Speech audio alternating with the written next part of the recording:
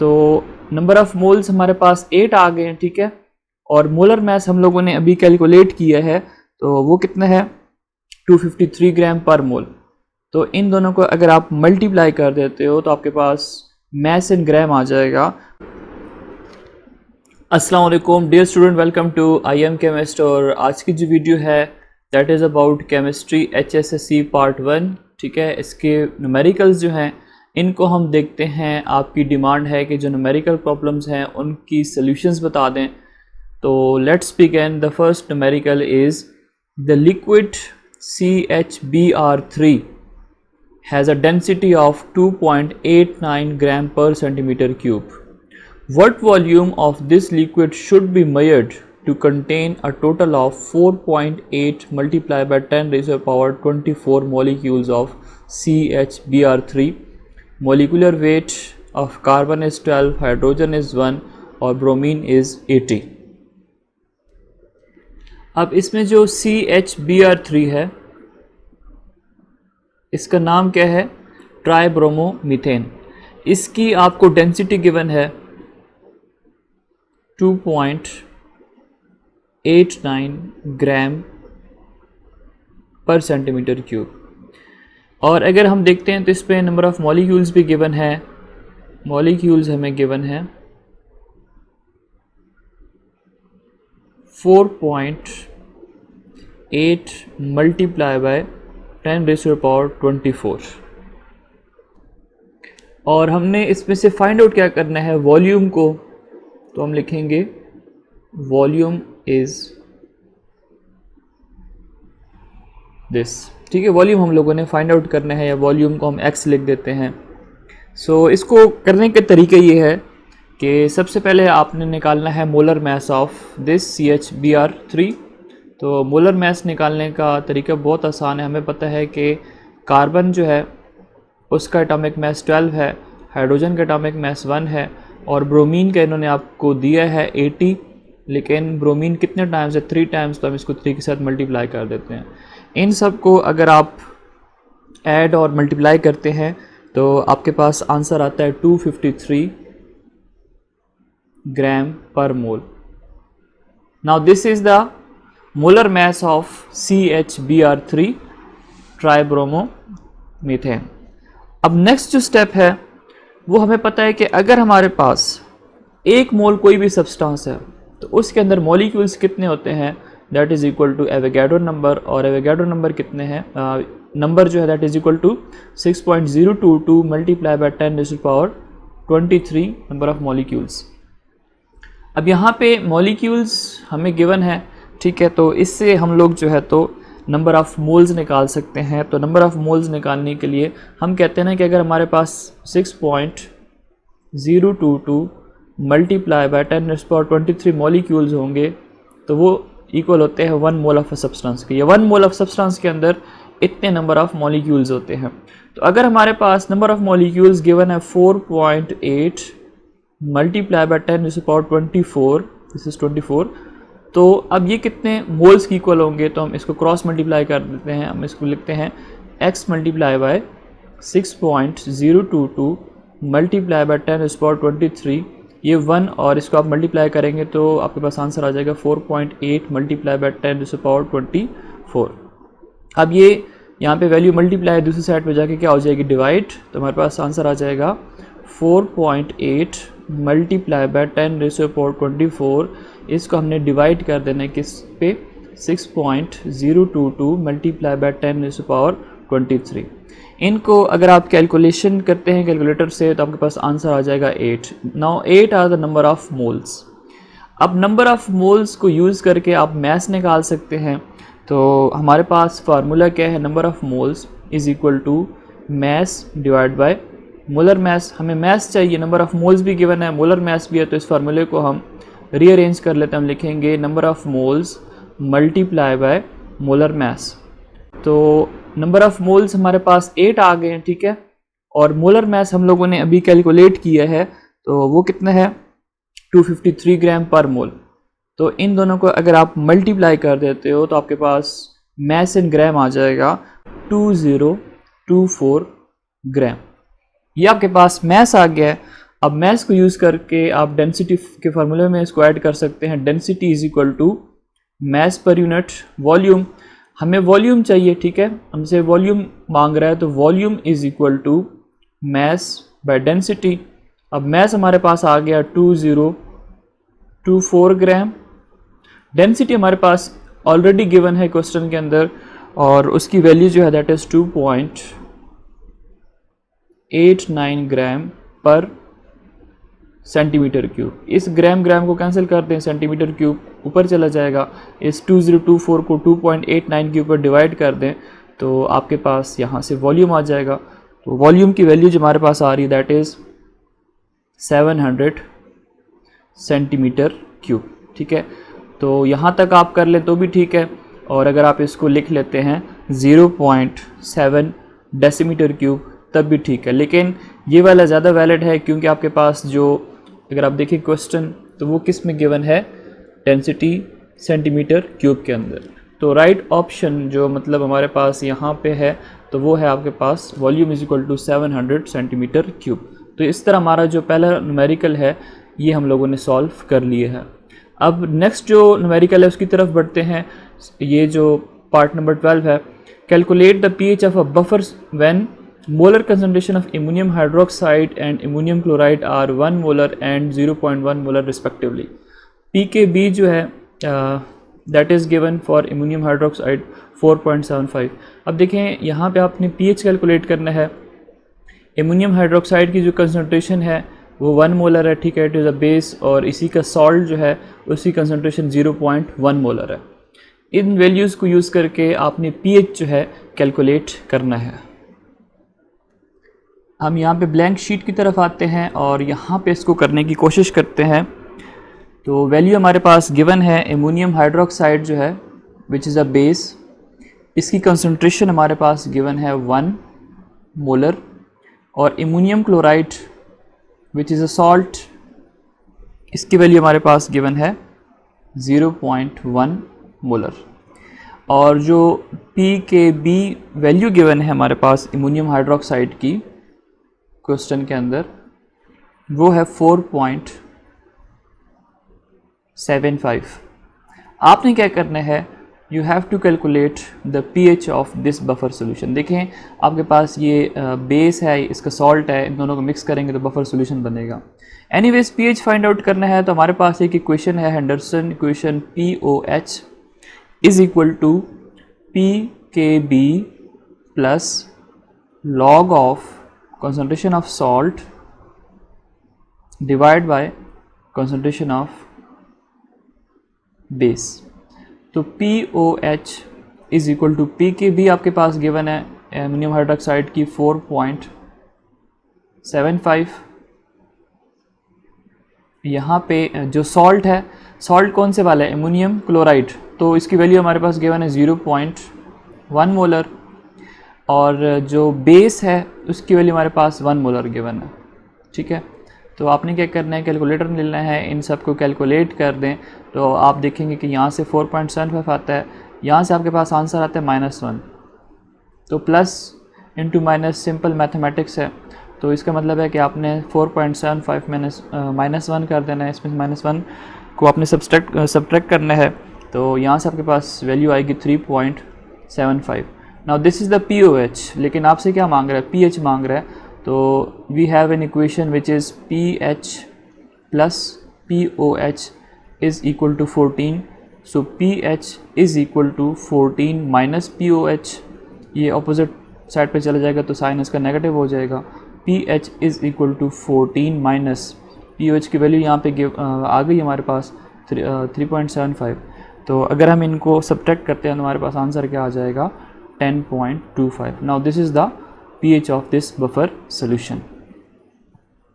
और pH देखें 0, 14 और 0, 7, 14, तो ग्रेटर देन 7 है, तो इसका मतलब है कि this is a basic buffer. अब अगला जो न्यूमेरिकल है that is calculate the molality of 30% weight by weight solution of fructose. Fructose solution है, आपने इसकी मोलैलिटी जो है फाइंड आउट करनी है, तो इसको हम ब्लैंक शीट की तरफ ले आते हैं ताकि हमारे पास स्पेस हो इसको अटैम्प्ट करने के लिए। उसके बाद हम इसको सॉल्व करने की कोशिश करते हैं। सो स्टूडेंट, हमारे पास जो कंसंट्रेशन गिवन है ये हमारे पास है 30% weight by weight solution of sucrose, और सुक्रोज का हमारे पास फार्मूला भी गिवन है। Sorry, that is fructose not sucrose. Formula given है C6H12 और O6। सबसे पहले तो इसका मोलर मास निकाल लें। मोलर मास निकालना है तो 6 multiply by 12 plus 1 multiply by 12 plus 6 multiply by 16। ठीक है, ये 16, ये 1 और ये जो 12 है, these are the molar masses of carbon, hydrogen and oxygen respectively. अब आपने क्या करना है, मोलर मास निकालना है तो इन सब को मल्टीप्लाई और ऐड कर दें, जो तरीका मैंने आपको लेक्चर्स में बताया था। तो इनको अगर आप ऐड अप करते हो so you will get 180 gram per mole. Now let's proceed further. अब 30% वेट बाय वेट का क्या मतलब है? 30% वेट का मतलब ये है कि 30 ग्राम आपके पास फ्रुक्टोज है और इसको हमने डिज़ोल्व किया हुआ है इन 100 ग्राम ऑफ सॉल्यूशन। तो अगर हम वेट निकालते हैं, ठीक है, weight of solvent, weight of solvent कैसे निकालेंगे? सॉल्यूट को टोटल में से आप सॉल्यूट को माइनस कर दें। सॉल्यूट वो है जो लेसर अमाउंट में है, ठीक है, तो ये हमारे पास आ जाएगा 70 ग्राम। अभी हमारे पास क्या है, दिस इज़ द वेट। तो अब इसको अगर हम आगे लेकर चलें तो हमारे पास मोलैलिटी का फार्मूला है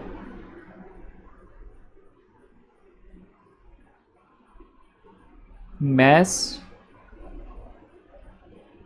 of solute divided by molecular weight multiply by 1000 divided by mass of solvent in watt kg। ठीक है, मोलैरिटी में हम डेसीमीटर क्यूब लेते हैं, लेकिन यहाँ पे मोलैलिटी मांगा होगा। अब इसके अंदर आप सिंपल वैल्यूज़ पुट कर दें। मैस ऑफ सॉल्वेंट आपके पास सॉल्यूट गिवन है 30 ग्राम, ठीक है, तो आप 30 यहाँ पे पुट कर दें। मॉलिक्यूलर वेट आप यहाँ से निकाल चुके हैं 180, तो आप यहाँ पे 180 पुट कर दें, और ये 1000 तो फार्मूले का है। और mass of solvent in KG, तो कितना केजी है? 70 ग्राम, तो आप यहाँ पे 70 कर दें। अब इन सब वैल्यूज़ को मल्टीप्लाई करें, डिवाइड करें। इनको अगर आप मल्टीप्लाई करते हैं तो आपके पास आ जाता है 30,000, और यहाँ से मल्टीप्लिकेशन से हमारे पास आ जाता है 12,600। और इन दोनों को अगर हम डिवाइड करते हैं तो हमारे पास आ जाएगा 2.38। क्या मांग रहा है? मोलैलिटी, तो हम स्मॉल m लगा लेते हैं। अगर ये मोलैरिटी होता तो हम कैपिटल M लगाते हैं। Anyways, this is the final answer. इसके बाद जो हमारे पास नेक्स्ट जो कैलकुलेशंस करनी थी जिस क्वेश्चन में, वो ये वाला है कि predict the feasibility of the following reaction. 10 को रिएक्ट करा हुआ है मैग्नीशियम आयन के साथ, और इससे 10 आयन बन रहा है और मैग्नीशियम बन रहा है, और यहाँ पे इलेक्ट्रोड पोटेंशियल की जो वैल्यूज़ हैं ये भी हमें गिवन है। अब इसकी फिजिबिलिटी देखनी है कि क्या ये रिएक्शन होगा या नहीं होगा। तो इसको हम कर लेते हैं ब्लैंक शीट के ऊपर। सो यहाँ पे हमारे पास जो केमिकल इक्वेशन है दैट इज़ 10, और इसको हम रिएक्ट साथ हमारे पास दूसरा मैग्नीशियम आयन, और हमारे पास बन रहा है 10 आयन और मैग्नीशियम बन रहा है। ठीक है, अभी अगर आप इसमें से देखते हैं इनकी स्टेट्स, तो ये हमारे पास 0 स्टेट में है, ये हमारे पास 0 स्टेट में है। अब इनमें हो क्या रहा है, 10 मूव कर रहा है 0 से +2 के अंदर, मैग्नीशियम मूव कर रहा है +2 से 0 के अंदर। यहाँ पे 0 से +2 इंक्रीज़ इन ऑक्सीडेशन स्टेट। तो अगर इंक्रीज़ इन ऑक्सीडेशन स्टेट है तो इसका मतलब है यहाँ पे क्या हो रही है, ऑक्सीडेशन। यहाँ पे लॉस ऑफ इलेक्ट्रॉन्स हो रहे हैं। अगर हम मैग्नीशियम की बात करते हैं तो मैग्नीशियम +2 से 0 की तरफ आ रहा है, इसका मतलब है डिक्रीज़ इन ऑक्सीडेशन स्टेट। और डिक्रीज इन ऑक्सीडेशन स्टेट को हम क्या कहते हैं, reduction. Reduction means gain of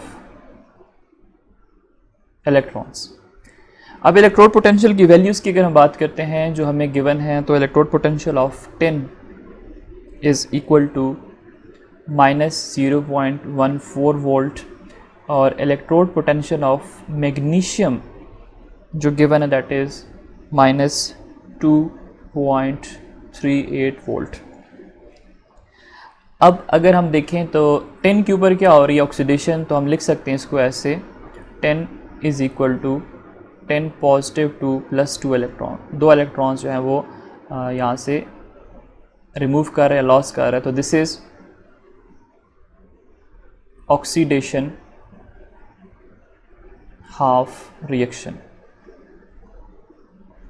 similarly magnesium की अगर हम बात करते हैं तो मैग्नीशियम क्या कर रहा है, इलेक्ट्रॉन गेन कर रहा है, तो इससे हमारे पास मैग्नीशियम आयन इलेक्ट्रॉन गेन कर रहा है, तो इससे हमारे पास मैग्नीशियम मेटल बन रहा है। ठीक है, तो यहाँ पे क्या हो रहा है, स्ट्रेट डिक्रीज हो रही है, तो ये हमारे पास क्या है, रिडक्शन हाफ रिएक्शन।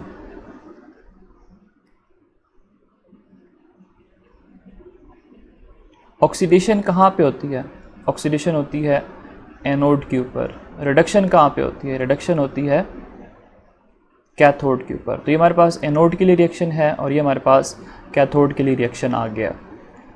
अब नेक्स्ट क्या करना है, नेक्स्ट सिंपल हमारे पास एक इक्वेशन है इलेक्ट्रोड पोटेंशियल ऑफ सेल। ये आप कैसे फाइंड आउट कर सकते हैं, तो इसको फाइंड आउट करने का तरीका ये है कि हमारे पास इक्वेशन ये है electrode potential of cathode minus electrode potential of anode. Simple आपने इसके अंदर वैल्यूज़ पुट कर देनी है जो गिवन है।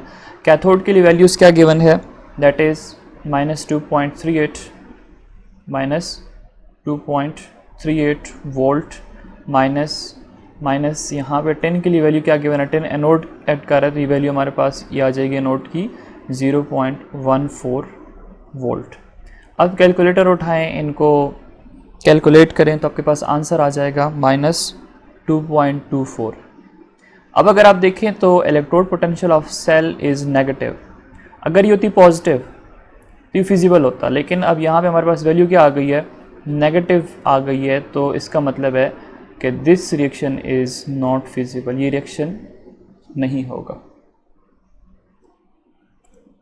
अब इसके बाद हमारे पास ये पार्ट रह गया है। ठीक है, इसमें क्या लिखा हुआ है कि nitrogen react with hydrogen to produce 2 moles of ammonia.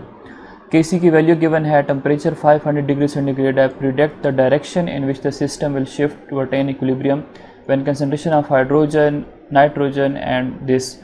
हमारे पास हाइड्रोजन नाइट्रोजन की कंसंट्रेशन गिवन है, एमोनिया की भी गिवन है, तो आपने क्या करना है, डायरेक्शन जो है ना वो फाइंड आउट करनी है। तो डायरेक्शन फाइंड आउट करने के लिए आप क्या चीज़ फाइंड आउट करते हो, आप इसका देखते हो कि इसका रिएक्शन कोशेंट क्या है। ठीक है, और रिएक्शन कोशेंट क्या होता है, इसको हम क्यू के साथ रिप्रेजेंट करते हैं। अब it is a sort of numerical, तो इसको भी हम लोग कर लेते हैं। सो जनरल जो हमारे पास रिएक्शन गिवन है that is nitrogen react with 3 moles of hydrogen, और इससे हमारे पास क्या बनता है, 2 moles of ammonia. Reaction conditions given है, Kc की वैल्यू जो है दैट इज़ 6.0 मल्टीप्लाई बाय 10⁻⁻⁻1, और टेम्परेचर जो है जिस टेम्परेचर पे इस रिएक्शन को कैरिड आउट किया गया दैट इज़ 500 डिग्री सेंटीग्रेड। और उसके बाद जो कंसंट्रेशन हमारे पास हाइड्रोजन की गिवन है that is 1.0 multiply by 10⁻⁻2 molar. Concentration of nitrogen जो हमारे पास गिवन है that is 1.0 multiply by 10⁻³ molar. और सिमिलरली जो एमोनिया बन रहा है इसकी कंसंट्रेशन हमारे पास गिवन है 1.0 मल्टीप्लाई बाय 10⁻³ मोलर। आपने क्या करना है, आपने Q को फाइंड आउट करना है, रिएक्शन कोशेंट को, डायरेक्शन। तो हमें पता है कि Q is equal to concentration of product divide by concentration of reactant. ठीक हो गया, यहाँ पे 3 आएगा क्योंकि ये 3 टाइम्स है, यहाँ पे 2 इधर आ जाएगा। अब इनके अंदर सिंपल वैल्यूज़ पुट करें जो गिवन है, तो एमोनिया के लिए क्या वैल्यू गिवन है 1.0 मल्टीप्लाई बाय 10⁻³ मोलर, और ये इसके ऊपर स्क्वायर आ जाए क्योंकि ये यहाँ पे 2 मोल्स एमोनिया बन रहा है। इसी तरह नाइट्रोजन की जो वैल्यू गिवन है दैट इज़ 1.0 मल्टीप्लाई बाय 10⁻³ इसके ऊपर पावर नहीं आएगी क्योंकि ये हमारे पास 1 टाइम है, 1 आप लगा सकते हैं।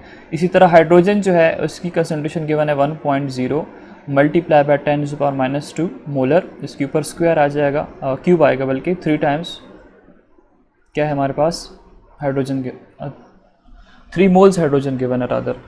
तो अब इनको भी कैलकुलेटर उठाएं, तो इनको कैलकुलेट करें तो आपके पास जो आंसर आ रहा है दैट इज़ 1.0 मल्टीप्लाई बाय 10⁻3। अब दो चीज़ें आपके पास आ गई हैं, एक रिएक्शन कोशेंट आ गया है, दूसरी आपके पास Kc की वैल्यू गिवन है 6.0 मल्टीप्लाई बाय 10⁻⁻1। तो अब आप कंपैरिजन देखें तो आप यहाँ पे देख सकते हैं क्योंकि जो वैल्यू है that is greater than Kc, ये +3 में है, यहाँ पे -1 में है। तो अगर ये ग्रेटर है तो इसका मतलब है एक जो सिस्टम है it will shift toward left side, ठीक है।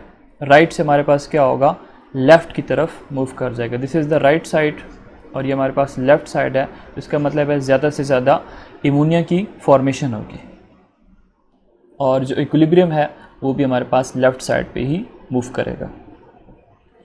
हमारे पास कंडीशंस है ना, हम लोगों ने लेक्चर्स में पढ़े थे कि अगर QC is less than Kc तो हमारे पास रिएक्शन किधर जाएगा, राइट साइड पे जाएगा, और यहाँ पे जो आ गया है ग्रेटर देन Kc तो फिर लेफ़्ट साइड पे मूव करेगा इक्विलिब्रियम, और अगर ये दोनों एक दूसरे के इक्वल हो जाते हैं तो इसका मतलब यहाँ पे इक्विलिब्रियम जो है वो अटेन हो गया है।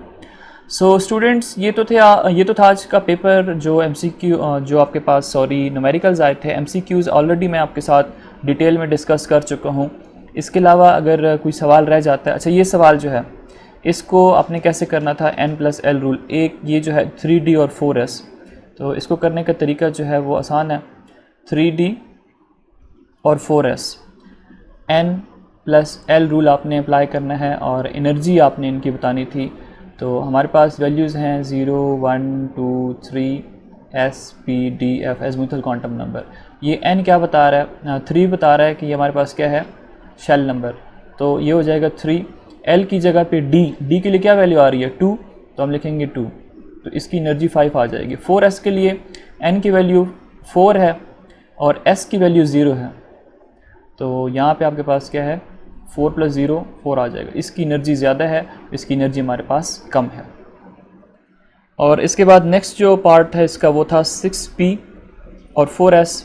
इसके लिए N जो है वो 6 है और P के लिए वैल्यू क्या आती है 1, तो 6 + 1 7, और यहाँ पे 4 और S के लिए वैल्यू 0 आती है, तो ये 4 हो जाएगा। इसकी एनर्जी ज़्यादा है और इसकी कम है।